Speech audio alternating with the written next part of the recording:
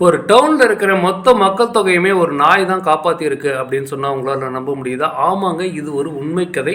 கிட்டத்தட்ட வந்து பார்த்தீங்கன்னா, அமெரிக்காவுடைய அலாஸ்கா அப்படிங்கிற மாகாணத்தில வந்து பார்த்தீங்கன்னா, நோம் அப்படின்னு சொல்லிட்டு ஒரு டவுன் இருக்கு. அந்த டவுன் வந்து பார்த்தீங்கன்னா, ஒரு கடற்கரையோரமா அமைஞ்சிருக்கிறது.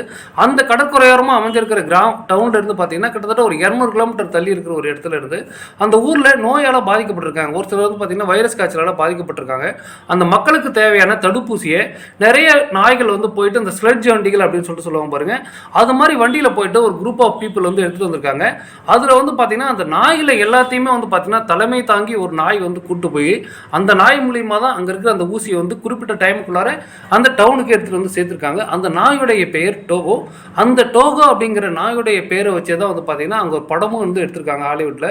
அந்த படத்தை தான் நம்ம இப்போ இந்த ஸ்க்ரீன்ஷாட்ல பார்த்துட்டு இருக்கிறோம். ஸோ இந்த படம்லாம் வந்து யாரெல்லாம் பார்க்காம இருக்கல அவங்களாம் இந்த படம் பாருங்க. ரொம்பவுமே இன்ட்ரெஸ்டிங்காக இருக்கும். இது ஒரு உண்மை கதை.